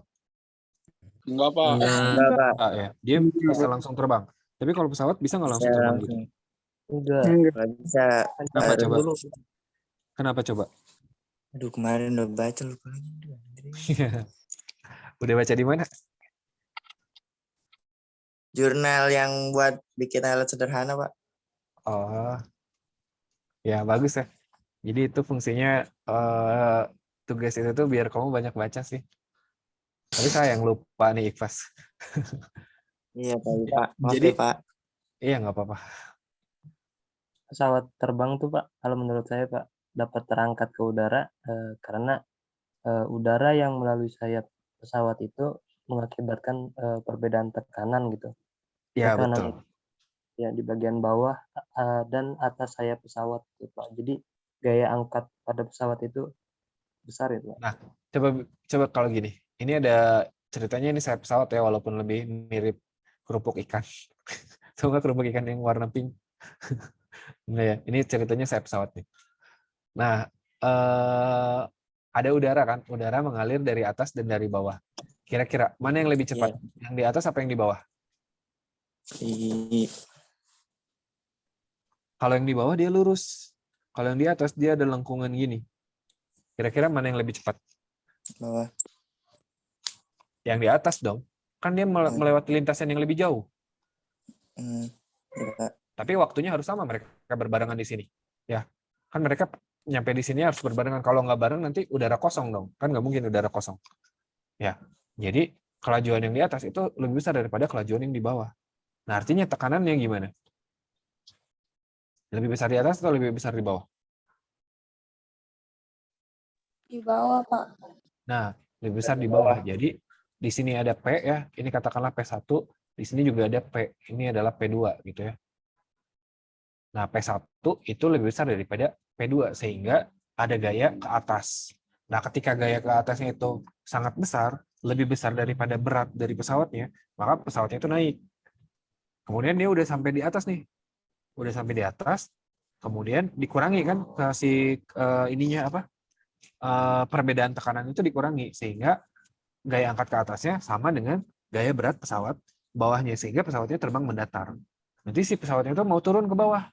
Nah, ketika dia mau turun ke bawah berarti gaya angkatnya itu harus lebih kecil daripada gaya beratnya gitu. Jadi dia terbang. Nah, itu untuk pesawat. Nah, jadi pesawat untuk terbang dia harus ada fluida yang mengalir ya ke sayap-sayapnya ya. Harus ada fluida yang mengalir. Nah, harus ada yang fluida yang mengalir ini kan nggak bisa kalau diem. Ya kan udara diem. Jadi kalau udara diem berarti dianya yang harus bergerak ke depan. Nah, kalau helikopter gimana? Kalau nggak baling-baling bambunya Doraemon. Kenapa tuh Nobita bisa terbang? Padahal itu dia diangkat di kepalanya. Bergerak dulu, Pak. Nah, di atasnya si helikopter itu bergerak, dia menggerakkan udara. Udaranya bergerak, kelajuannya besar. Artinya tekanannya kecil. Udara yang bagian bawah helikopter nggak bergerak, atau bergerak sih, tapi kecil ya bergeraknya. Lambat gitu. Artinya tekanannya lebih besar, sehingga helikopternya bisa naik ke atas. Gitu ya. Itu bedanya antara helikopter dengan pesawat terbang. Terus kalau helikopter nggak ada pramugarinya biasanya. Sempit, Pak. Nah, tadi kita udah bicara viskositas ya. Oke, tentang bernali bisa dipahami ya. Ini ada banyaknya aplikasinya, venturimeter, tabung pitot, pesawat terbang, parfum, apalah banyak. Nanti kamu tolong dicari sendiri ya. Karena ini, tapi prinsipnya udah saya kasih. Prinsipnya semuanya sama seperti itu. Ya. Jadi pembahasannya tolong dibaca-baca sendiri. Gimana cara kerja venturimeter, gimana cara kerja tabung pitot ya untuk mengetahui kecepatan udara dan lain-lain. Ya, silakan dipelajari. Nah, kemudian adalah viskositas. Nah, karena adanya gesekan, ini kenapa jadi ke sini ya? Ini mau bahas apa sih tadi? Oh, oke. Nah, ketika kita ada fluida ya, fluida memasuki sebuah pipa ya. Ketika ada fluida memasuki sebuah pipa, maka kalau dia ada kekentalan atau ada viskositas, maka kelajuannya ini nggak sama ya. Pada permukaan yang sama, kelajuannya ini nggak sama. Di dekat-dekat dinding pipa, itu kelajuannya lebih kecil daripada ketika dia di tengah pipa. Nah, karena adanya gesekan ini, maka harus ada perbedaan tekanan untuk mendorong fluida itu melewati pipa. Ya. Nah, oleh karena itu, tekanan fluida sepanjang L itu sama nggak? Dari 1 ke 2? Sama nggak tekanannya? Di 1 sama di 2 sama nggak?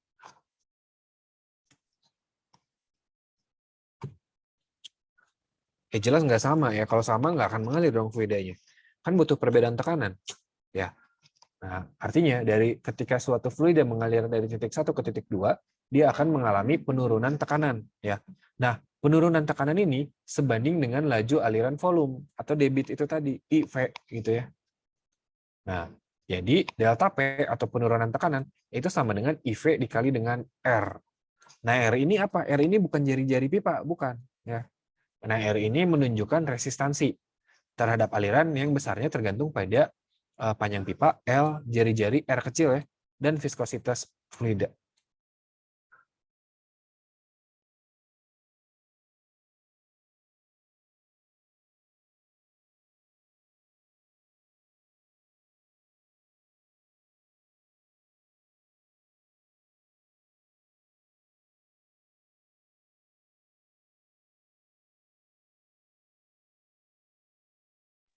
Ya, jadi panjang pipa L, jari-jari R, dan viskositas fluida. Nah, ini disebutnya eta ya, eta. Nah, ini ya. Jadi perubahan tekanan itu sebanding dengan debit dikali dengan R. R itu adalah resistansinya. Resistansi bergantung pada L, R, dan eta.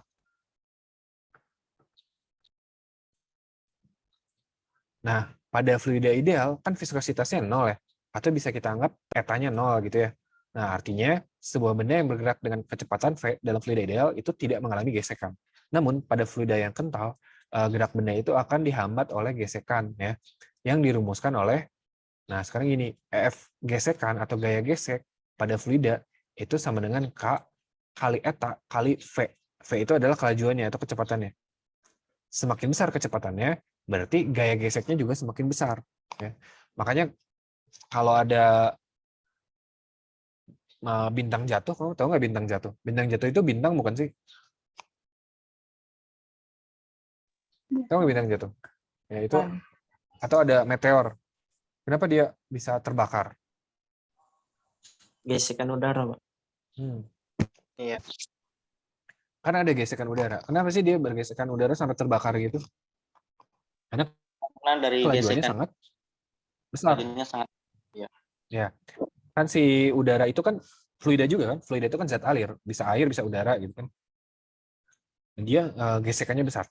Nah, jadi si gaya gesek itu sebanding dengan kelajuannya.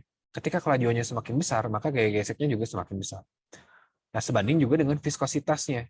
Ketika semakin kental fluidanya ataupun udaranya ya, nah itu atau viskositasnya semakin besar, maka gaya gesek juga semakin besar. Kemudian bergantung juga dengan K. Nah, K ini apa? K ini adalah koefisien ya. Nah, K ini bergantung pada geometris dari bendanya ya. Misal, untuk benda yang berbentuk bola itu nilai K-nya itu 6 VR. Nanti kalau bentuknya kubus beda lagi. Kalau bentuknya silinder beda lagi. 6 VR sehingga besarnya gaya gesek itu adalah 6 VR kali eta kali V gitu ya. Jadi itu adalah gaya gesek pada fluida. Nah, besarnya resistansi atau R untuk aliran tunak ya, yang melewati pipa, kalau pipa sih bukan bulat ya, lingkaran ya. Pipa berperlampang lingkaran dengan jari-jari R ditunjukkan oleh R sama dengan 8 eta kali L per R pangkat 4 ya. Nah, tadi kan udah dibilangin bahwa penurunan tekanan sepanjang pipa L itu sebanding dengan delta P, sebanding dengan sebanding dengan ini, sebanding dengan R ya.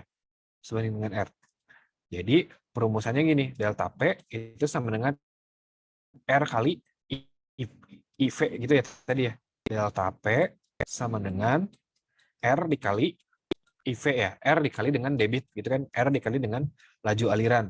Nah, sekarang R-nya kita ganti. Jadi ini 8 VL per R pangkat 4. Jadi ini 8 V sih, bukan V eta ya. 8 eta L per R pangkat 4. Nah, jadi ini memasukin ke persamaan yang tadi, itu jadinya seperti ini. Delta P sama dengan 8 eta L per R pangkat 4 dikali dengan debit atau dikali dengan IV.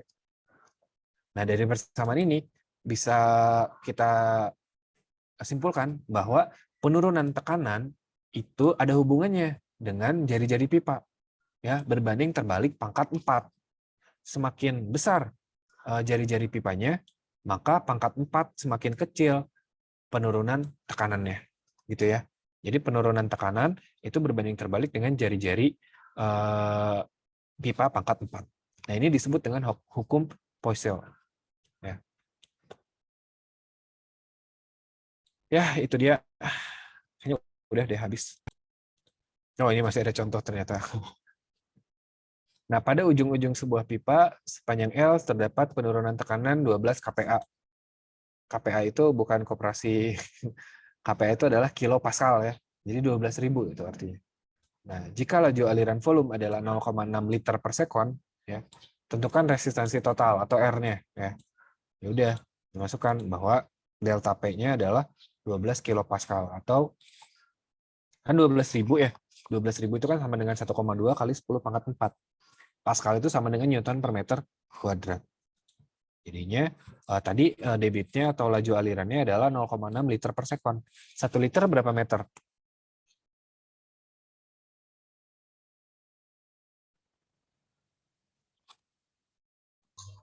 Satu meter pangkat 1 meter kubik berapa liter? 1 liter. Sorry. Bu. Satu ke kan 1 liter itu 1 dm kubik. 1000 ya? Masa sih 1000? Ya. Iya benar 1000 ya. Jadi ini sebenarnya bukan 6 kali 10 pangkat 4 ya. Kalau dikali 1000 tuh jadinya 600 ya. Oh, sorry. Ini kan dari liter ke meter kubik. Artinya dibagi 1000 ya. Jadi ini tuh bukan pangkat 4, tapi pangkat min 4. Ya. 0,6 kan 6 kali 10 pangkat min 1. Dibagi 1000. Jadi 6 kali 10 pangkat min 4. Nah, jadi kita masukkan tadi delta P sama dengan IV kali R. Berarti R-nya ya tinggal dibagi aja. Ya ini 10 pangkat min 4 ya. Ini bukan 10 pangkat 4, tapi 10 pangkat min 4. Jadi perubahan tekanannya tadi 1,2 kali 10 pangkat min 4, 10 pangkat 4 dibagi dengan debitnya tadi 6 kali 10 pangkat min 4. 1,2 bagi 6 ya 2 ya. 10 pangkat 4 dibagi 10 pangkat min 4. Oh sorry, ini bukan 2 tapi 0,2 ya. 0,2 kali 10 pangkat berapa nih? Kalau pangkat min 4 ya ke atasin kan jadi pangkat plus 4 ya. 10 pangkat 4, 10 pangkat 4 jadinya 10 pangkat 8. Atau sama juga dengan 2 kali 10 pangkat 7.